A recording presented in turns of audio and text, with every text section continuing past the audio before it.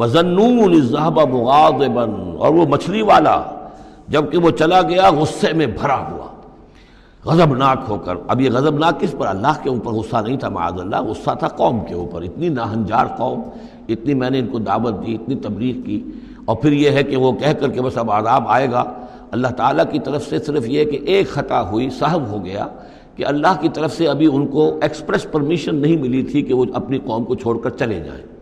جیسے حضور ہمیں معلوم ہوتا ہے سیرت سے کہ منتظر رہے، باقی سب لوگوں کو آپ نے اجازت دے دی تھی مدینے چلے جاؤ، لیکن آپ منتظر تھے کہ اللہ تعالیٰ کی طرف سے واضح اجازت ملے۔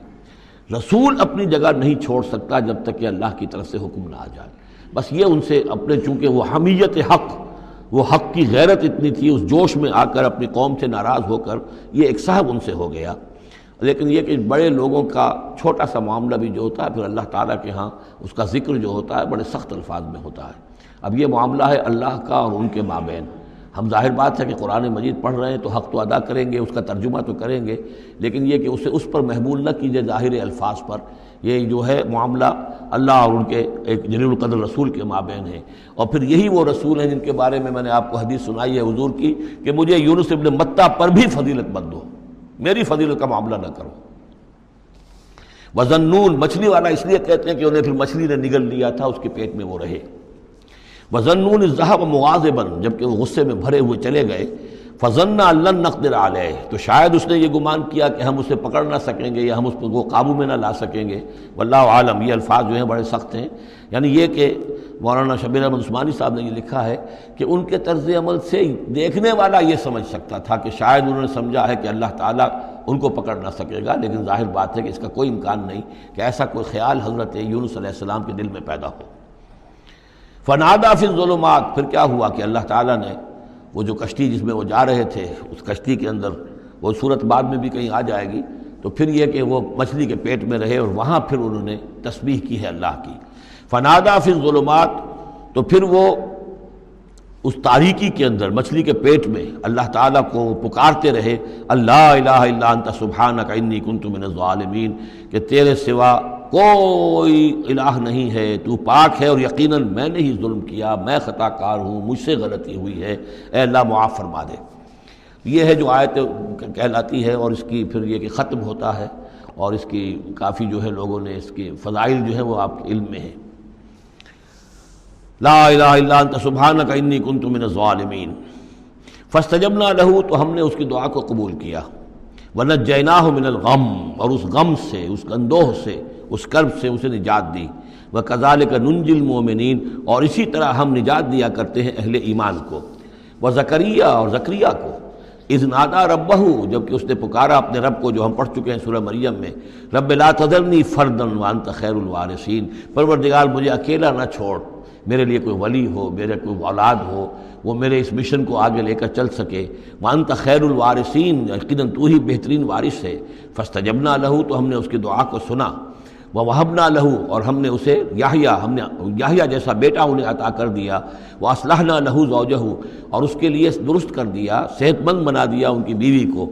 انہم کانوا یسارعون فی الخیرات، یقیناً یہ وہ لوگ ہیں کہ جو بھلائیوں میں، نیکیوں میں بہت سرگرمی دکھاتے تھے۔ وَيَدْعُونَنَا رَغَبًا وَرَهْبًا، اور ہمیں پکارتے رہتے تھے، ہم سے دعائیں کرتے رہتے تھے، رغبت کے ساتھ بھی، توقع کے ساتھ بھی، اور رہباً، خوف کے ساتھ بھی، بین الخوف والرجاء، ہماری پکڑ سے اور ہماری مواخذے سے ڈرتے بھی رہتے تھے، اور ساتھ ہی ہماری رحمت کے امیدوار بھی رہتے تھے۔ وَكَانُوا لَنَا خَاشِعِينَ، تو سب کے سب جو ہیں ہمارے سامنے جھک جانے والے اور ہمارا خوف رکھنے والے تھے۔ آپ دیکھ رہے ہیں یہ گلدستہ جو ہے انبیاء کے ناموں کا۔ والتی احسنت فرجہا، آخری ذکر ہے، اور وہ خاتون یعنی حضرت مریم سلام علیہا، جس نے اپنی شرمگاہ کی پوری حفاظت کی، یعنی ان کی عفت و عصمت جو ہے انہوں نے اس کو پوری طریقے سے بالکل پاک دامن رہیں۔ والتی احسنت فرجہا فنفخنا فیہا من روحنا، تو ہم نے اس میں پھونک دیا اپنی روح میں سے۔ یہی لفظ کن جو ہے وہی ایک جو ذریعہ بن گیا۔ فجعلناہا وابنہا، اور ہم نے بنا دیا اس کو بھی اور اس کے بیٹے کو بھی آیۃ للعالمین، ایک نشانی بنا دیا تمام جہان والوں کے لیے۔ ان ہذہ امتکم امۃ واحدہ، یقیناً یہ ایک ہی امت ہے، یہ ایک امت ہے تمہاری اور ایک ہی امت ہے، یعنی ویسے تو امت ابراہیم اور امت اسماعیل اور امت موسیٰ اور امت عیسیٰ اور امت محمد یہ بہت سی امتیں ہیں دنیا میں، لیکن یہ جو ہے یہ سب ایک امت تھے، ایک ہی دین تھا۔ کان الناس امۃ واحدۃ، تمام انسان شروع میں ایک ہی امت تھے، لیکن بعد میں یہ کہ لوگوں نے پگڈنڈیاں نکال لی، غلط راستوں پر مڑ گئے، ہوتے ہوتے وہ غلط راستے اتنے دور چلے گئے ہیں کہ پہچانی ہوئی صورت بھی پہچانی نہیں جاتی۔ اب ان کو پہچاننا ہی مشکل ہے کہ ان کا کوئی تعلق واقعتاً اس دین حق کے ساتھ تھا بھی کبھی۔ لیکن یہ ہے کہ حقیقت یہ ہے کہ یہ تمام انبیاء اور رسل جو ہیں یہ ایک امت ہیں، ایک گروہ ہے، ایک ان کا رب ہے اللہ، ایک ہی کے ماننے والے ہیں، اسی کے دین کو لے کر یہ آئے۔ ہاں شریعتوں میں زمانے کے ارتقاء کے ساتھ ساتھ، حالات کی تبدیلی کے ساتھ، شریعتوں کے اندر اور تفصیلی احکام میں کچھ فرق واقع ہوتا رہا۔ ان ھذہ امتکم امۃ واحدۃ وانا ربکم فاعبدون، اور میں ہوں تم سب کا رب، بس میری ہی بندگی کرو۔ وتقطعوا امرهم بینہم، انہوں نے اپنے معاملے کو آپس میں ٹکڑے ٹکڑے کر لیا ہے، اڑائے کچھ ورق لالے نے، کچھ نرگس نے، کچھ گل نے، چمن میں ہر طرف بکھری ہوئی ہے داستاں میری۔ تو یہ ٹکڑے ٹکڑے کر کے لوگوں نے اپنے تقسیم کر لیا ہے، جیسے سورہ ہجر میں تھا کما انزلنا علی المقتسمین الذین جعلوا القرآن عضین۔ اب ہمارے ہاں بھی یہ ہے کہ ہمارے ہاں جو مختلف گروہ ہیں، مختلف جماعتیں ہیں، مختلف مسلک ہیں، سب کے ہاں کسی شے کی زیادہ اہمیت ہے، کسی کے ہاں کسی شے کی زیادہ اہمیت ہے۔ تو قرآن کو بھی اس وقت اس امت نے بھی گویا کہ تقسیم کر لیا ہے۔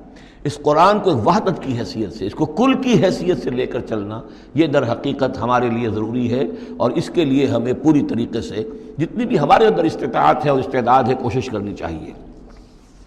وَتَقَطَّعُوا أَمْرَهُمْ بَيْنَهُمْ، اور انہوں نے اپنے معاملے کو آپس میں کاٹ پھینٹ لیا، تقسیم کر دیا۔ كُلٌّ إِلَيْنَا رَاجِعُونَ، یہ سب کے سب بالآخر ہماری طرف لوٹنے والے ہیں۔